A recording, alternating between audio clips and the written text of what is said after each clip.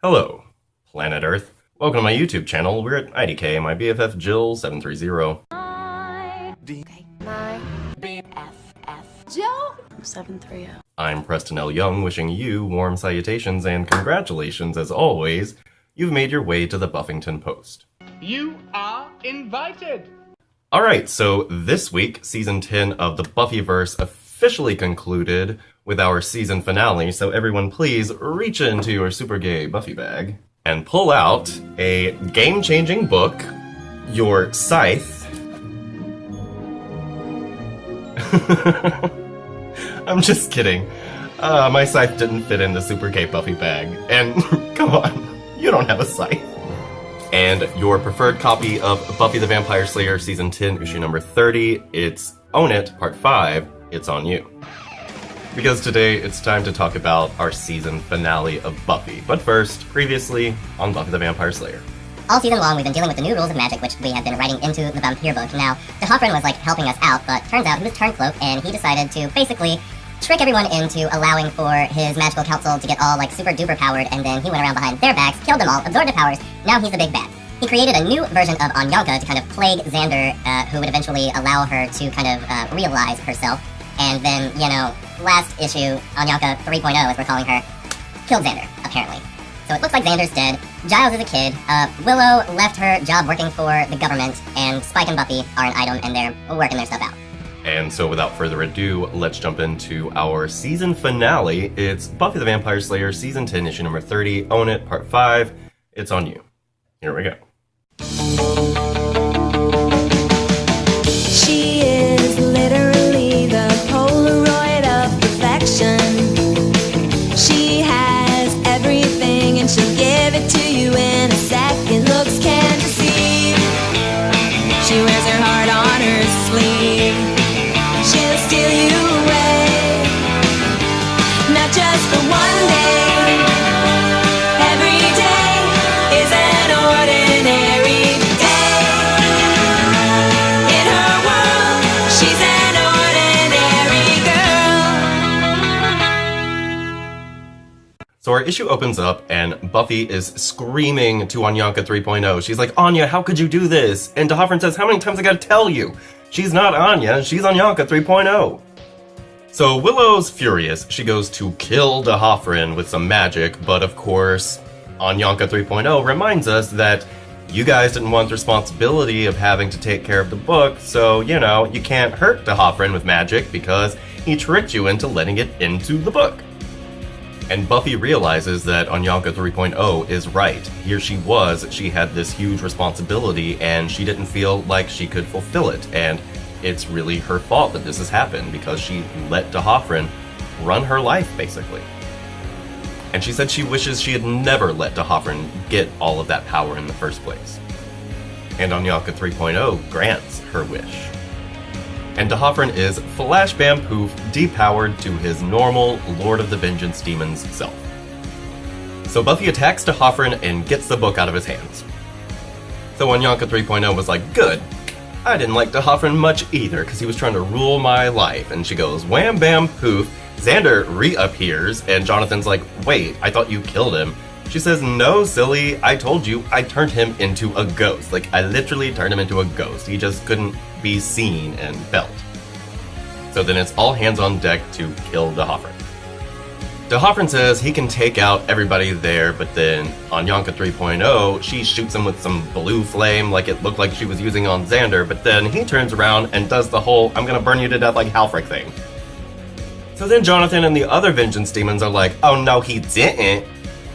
So Xander is trying to comfort Anyanka 3.0 as she lay there dying, and there's nothing to really be done, but Anyanka 3.0 was like, you know what, I finally, proved myself that I am my own person, that DeHoffrin doesn't control me and nobody else does, and I can make decisions for myself. And I forgive you, and I feel like the real Anya would have forgiven you too, and Anyanka 3.0 died. So DeHoffrin's trying to fend off Buffy and company, and he's like, Revengers, assemble! But the Vengeance Demons are like, screw that, we see what you do to us, so fuck you, we're out of here. So they're going after DeHoffrin, and Buffy actually manages to cut his hand off, but then he teleports away and he's like, I'll be back. So then, in Arash Mahar, D'Hoffryn is trying to get his hand regenerated real quick, but then wham bam poof, Buffy shows up with everybody else, and she's like, oh yeah, you left the book behind, D'Hoffryn, and I wrote into it that Dawn maintains all of her magical key powers, even on Earth, so she can open up portals to wherever, so here we are. Now, D'Hoffryn has been backed into a corner, so he tries to basically bargain with them all. He says, I'll grant you all a wish. Doesn't even have to be a vengeful one. You want Joyce back? I'll bring her back. You want Tara back? I'll bring her back. You want to grow up real quick, Giles? I'll grow you up. You want to bring Anya and or Anyanka 3.0 back? Done. You name it. I'll even make you human, Spike. But ain't nobody trying to hear that mess. So Buffy chops this motherfucker's head off. So 2 weeks later, everybody is sitting around talking about the conundrum that is the book. Like, the Magical Council is gone, but we still need to be writing this book. And basically, Willow says, you know what? I've decided to, join up and start the new Magical Council and be a part of that. And I think you, Buffy, should join me. So Buffy's like, oh, that's a good idea. We should do that. But I don't want to have to be in charge of everything because I got my own life to live, right? And so they decide that Giles should be the vice president of this new magical council that they're going to build. So a week later, we see that the Magic Council is about to convene at this hotel for their first official meeting, and Dracula is actually one of the new members of the Magical Council since, he doesn't really, have allegiances to anyone, and so he can speak for the vampires without, it being biased like a Harmony or a Vicky would. And so, we see that Dracula is really kind of moved and touched by the fact that Xander and Dawn are back together officially, but taking it slow. We also see that Lila is there working for Wolfram and Hart, of course, as they are officially back in our world, and she's offering representation to the different Magical Council members, but we find out that Dracula doesn't like lawyers. So Buffy's nervous because she's going to be working with these different demons and magical beings, and she doesn't know if they are actually going to want to play ball with her or if they'll just shut down everything she tries to put forth. But Willow's like, hey dude, that's politics. We just gotta play the game somehow. We get a little moment with Buffy and Spike where they talk about, oh, their relationship is worth the work and they're gonna work it out and everything's great, and they kiss. So then we are in the room where the Magic Council has convened, and we see that we've got Dracula, Archduchess Zenobia, we've got Cedric the Slime Man, we've got the Lucky Cat, we've got this skeleton guy, we've got Willow and Giles, and Riley Finn. So everybody's kind of bickering back and forth, but then Buffy comes in and she says, look, I don't know how this is supposed to work, I don't know if it can work, but the thing of it is, we're going to have to try and figure it out, because that's life. And that's how our season ends. This bitch, I mean, look at this. Look at her, right there. That's my hero. I don't know. I wasn't necessarily sold on this issue until this final panel. I absolutely love Buffy in this power pose, which has so many different things going on. She's got her scythe, which is arguably her power, but I mean, she's at the head of this table. She is literally leading the world forward, and it's amazing. Buffy really has had to grow up this season, and I'm really, I'm proud of her. That's my hero, So Buffy leading the Magic Council is a kind of natural progression for the character and for the verse at large, and honestly, this is something that really should have happened back in Season 9.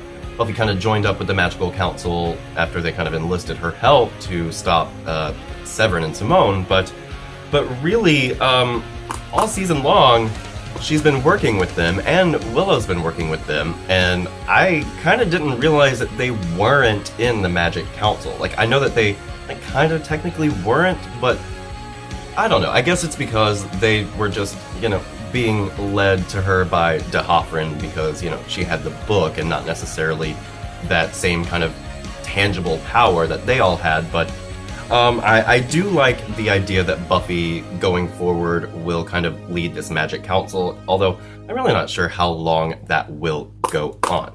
But again, like, Willow, it doesn't make sense that she wouldn't have been on the Magical Council this whole time. I mean, she literally put this new magic out there. She's like mom to magic, so she really should have had this role all season long. Really. Alright, so on Yonka 3.0, the idea that we all talked about it last time, but, you know, her whole, like, having identity issues and needing to be her own person, when I first read the issue, it kind of made me, like, it kind of upset me just because I felt like it was too much like the other Anya's story and, you know, like, trying to find her identity. But then, the more I thought about it, the more I liked it because she is a part of Anya. Like, she's not Anya, but she is much, like, as close to Anya as she could be. And so for her to still struggle with those identity issues, it really did make a lot of sense, and I actually really appreciate it now. Poor Spike. I mean, what did Spike do this season? Really, like, really. Aside from stop looking at Buffy as this ideal and, like, a real person finally, what did Spike do? It's really sad for Spike. I just don't know, like, they can't keep not using Spike this way. He's really not progressing much as a character at all. And that's probably the worst part of Season 10, looking back, is how very little really goes on emotionally and kind of internally with Spike. I know we had the few issues where there was Angel around and that was confusing, and then, you know, there was the bit where Buffy went into his head and that was weird, but really there hasn't been very much Spike development, and I feel like they can't continue on this route with Spike. They need something good for him. Riley, I really like that Riley is going to be on the Magic Council. Why? Because he's not magic, and he says himself, like, it's about time, you know, normal people are out here, you know, in the thick of it with you guys, because everything you do affects, like, human life, and hello, I'm human life. And so I really like the idea that Riley will be part of this Magic Council. I don't expect to see a whole lot of him, but I do want to see more of him and Sam in general. Lila, gotta love Lila. This bitch is like, hey, let Wolfram and Hart represent you. It's great to see her, and it's great to see that Wolfram and Hart has their feet and their claws in our world legitimately. And so I'm really excited to see what's going on with that. I'm sure that when Angel goes into its own book, it will have a lot to do with Wolfram and Hart, but that just remains to be seen. And Dracula, you know, I didn't love the way that they wrote in this whole, like, history between Xander and Dracula that happens, like, away from us between seasons 7 and 8, but Dracula, when he comes in, he's really funny, and he's kind of, like, really bougie, but at the same time really sensitive, and so I just like that Dracula is going to be around as well. And poor Andrew, another, like, he didn't get to do anything in this issue, and he really hasn't gotten to do anything in kind of the past 10, like, really. But, I mean, it's fine. Andrew apparently is not going to be in season 11 that much, which, I mean, for the way he's been utilized in season 10, I don't know if that's a bad thing or not. We will have to see, but I do feel bad for Andrew just not having a lot to contribute, so. Ken was talking about Dark Willow in the viewer feedback episode. I was talking about his comments on Dark Willow and how if she's going to do anything, she's going to have to go dark. But while on the one hand, I was surprised that she didn't go dark, on the other, it actually shows real character growth for the Willow character, because at the beginning of this issue, she is, you know, visibly grieving over Xander's death, which is not something that she did for Tara. When, you know, she lost Tara, she didn't take that time to grieve. She weeps a little to, you know, the gods or whatever, and then she goes on this rampage. She didn't actually take that time to really feel the death. And so I feel like because Willow didn't go dark, it shows how much control she has, you know, learned to kind of exert over herself in huge circumstances like this one. And so, Willow, I'm hoping that her involvement with the Magical Council will kind of boost her not only her power, but her role within the greater Buffyverse. Because, like, as far as we know, like, Willow will, like, still exist 200 years into the future, and so I just hope Season 11 does something to really boost her role in the verse at large. Now, Giles being on the Magic Council as well totally leads me to believe that the guy in the statue from Frey's future is, in fact, like, Giles, right? Because he's got the book, and Giles is a kid, and so he's going to outlive all these folks who aren't Willow. And so it's really interesting to me that Giles has, like, this newfound job and a new purpose, because again, in a world full of, you know, everybody knows about magic, then what role does the Watcher really have? Well, this is like the perfect job for Giles, and I really like the idea.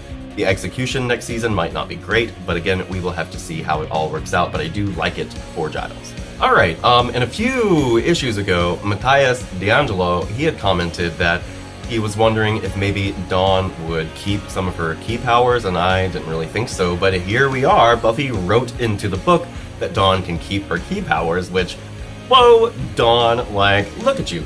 I feel like Dawn really has come a long way this season, which is, I mean, ostensibly, like, it doesn't look like she's come very far at all, but really coming into her own, her telling off Hank, and her realizing what she wants to do with her life as far as, like, becoming a grief counselor and all that good stuff, and now to be fully empowered and to be back with Xander on, you know, her own terms, and after really having, you know, life experience with him that she could understand for herself and experience for herself.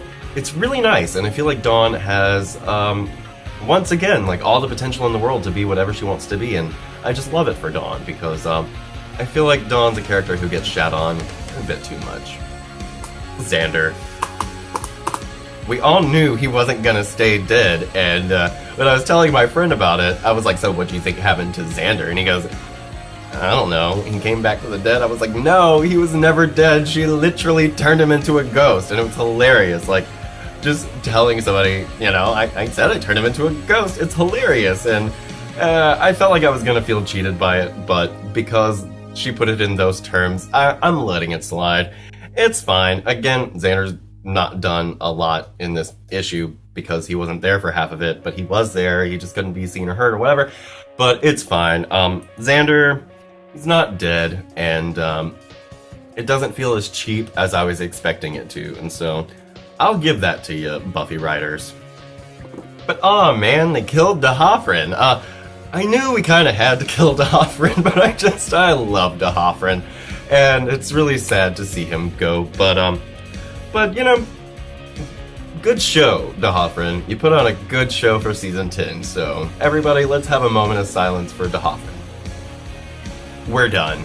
And the really neat thing about this in particular is that we've got Jonathan and the other Vengeance demons. You know, how are they going to come into play, or will they at all in the future of the Buffyverse? The fact that they don't have like a Lord of the Vengeance demons right now makes them kind of free agents, which is nice because, you know, Anya, the whole reason she got depowered was because she had these rules she had to go by, and if D'Hoffryn wasn't the end-all, be-all, then maybe she could have gotten her powers back a lot easier. But whatever, we will have to see what Jonathan and the other Vengeance demons have coming forward in the future. Now, the art in this issue, and all through season 10. Megan Levins, I'm sorry, I'm not a fan, but Rebecca Isaacs, I loved the art, and particularly in this issue. This one with Buffy and she's crying. I mean, we like to see Buffy cry because we like Buffy in pain, right? But it just looks great. Everything looks amazing. Like, here too, like, this whole issue looks great. And I also really like what she does with Anyanka's demon face, because, you know, I wasn't a fan of the season 6 and 7 version of the Vengeance demons. I felt like they didn't look enough like what we initially saw Anyanka as, and so I really like her take on Anyanka in this one. And honestly, I feel like the art has really kept Buffy going all season. I feel like she did a great job on Angel and Faith in season 9, but I feel like her home really is with Buffy. I feel like she knows how to give us the best looks of all of these characters. They all look great in season 10. So the art, again, I can't rave about it enough. It's top notch. All right, so some nitpicky, but at the end, a new beginning again. The Buffy comics have this neat little trick they do, which is, okay, here's a whole new world for season 8, and then a whole new world for season 9, and then in season 10, we're doing this whole new rules thing, and then once again, they give us this whole, like, it's a new beginning. Which I guess is fine, because if you are going to do it season by season, as they are doing it, seasons, you have to kind of have a new flavor for every season, but at the same time, I don't know how many, like, new beginnings we can really have. Like, how many times can they basically reboot the Buffyverse? It's kind of annoying. I would like for some stability in the verse, which I guess is what Buffy would like as well, but, yeah.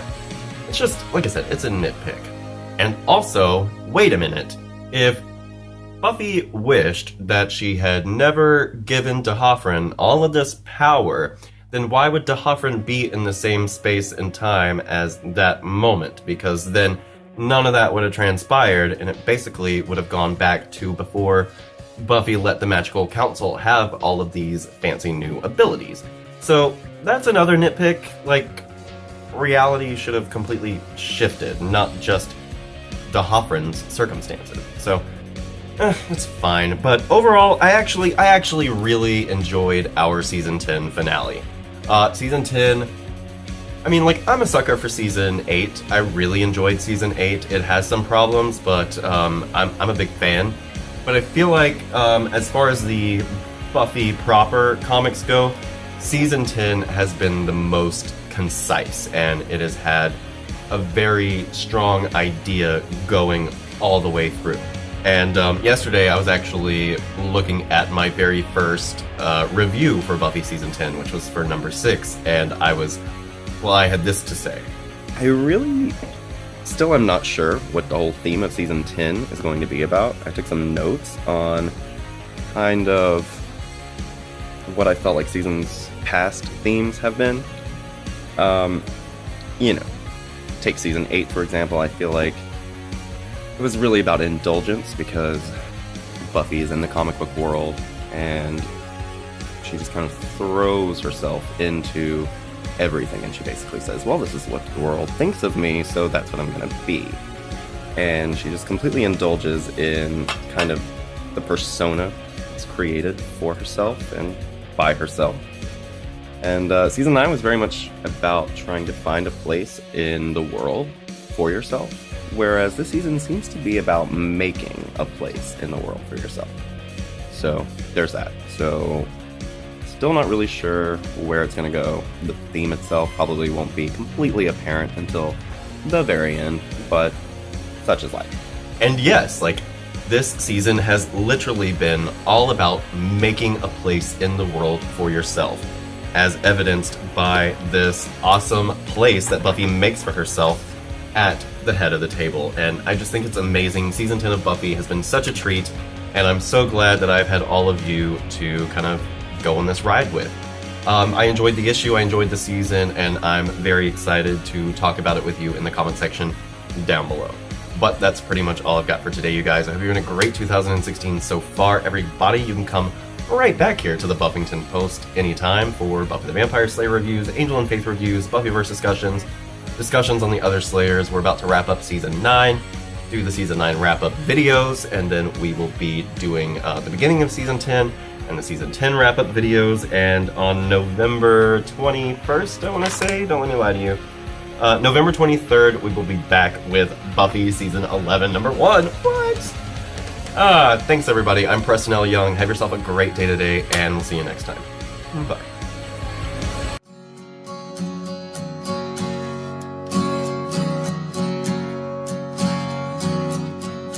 Tears and fears and feeling proud to say I love you right out loud. Dreams and schemes and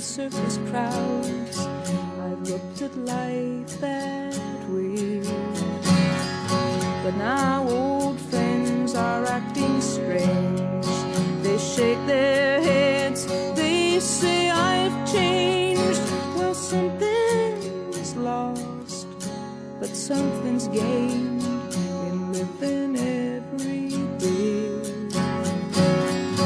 I've looked at life from both sides now, from win and lose, and still somehow it's life's illusions I recall.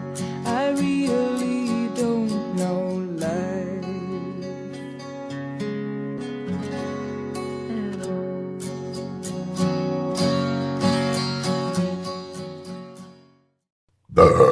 And your preferred copy of Buffy the Vampire Slayer series. My BFF Joe 730.